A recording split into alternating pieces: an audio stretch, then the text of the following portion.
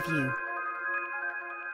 Hi, Sara Johnson here with Future Voices of America. We're here with Dana Loesch. You always talk about how you used to be a liberal growing up. Yeah.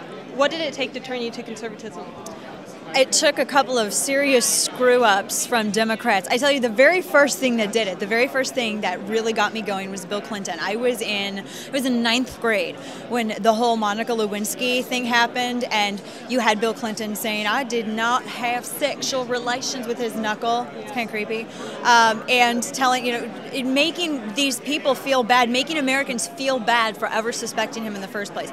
I was raised in a very liberal family, and I was this big feminist and all of this, and so I immediately thought, oh, Monica Lewinsky's just a skank. How dare this young woman tempt the most powerful man in the world, who's a lot older than her and should have had more sense, but of course I didn't factor that into the equation.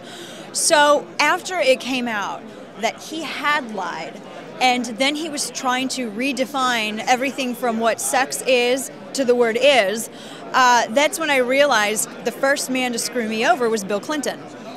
And hell hath no fury like a woman scorned. The first man to screw me over was Bill Clinton, and I felt that I, as a young woman, had lent credibility to him amongst my friends, granted we're all in high school, and my family members by defending him to them. And a lot of women had. And I think that was kind of the turning point when I really first saw the double standard from the left, and when I saw that these people, they claim to care so much for women, but look how they just used you. They use you as a voting bloc. They use you in order to help keep themselves in office, to shore up their strength. That's when it first began to kind of click to me. What's it going to take for young females to wake up today? For us to be louder. Because there were a few women that were out there in the circuit that were really, really loud. And when I was younger, when I was watching, like, for instance, like Real World on MTV, one of those women is here, Rachel Campo-Stuffy. She was one of the first people that I saw make conservatism look cool. Like, she wasn't afraid to be a Republican. She wasn't afraid to be a conservative.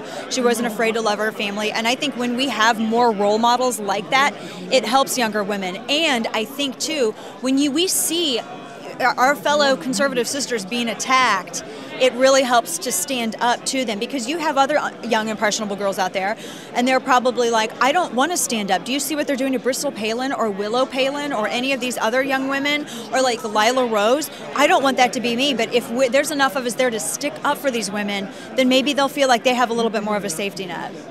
How do you feel about the hypocrisy between things like getting Bristol Palin uninvited from a university and these schools that keep inviting people like William Ayers? Well, Washington University is in my hometown, and it infuriates me. They said, well, it was going to be $20,000 to bring Bristol Palin in. That was the figure for the entire thing. They had never actually released what she was going to get paid, but they did pay Van Jones $20,000 to come and speak. We know that because it was published. $20,000 to come speak at Washington University. They paid Gloria Steinem, give or take a couple of thousand, just about the same amount of money. So they have no problem bringing in a Marxist, and I'm not calling him that.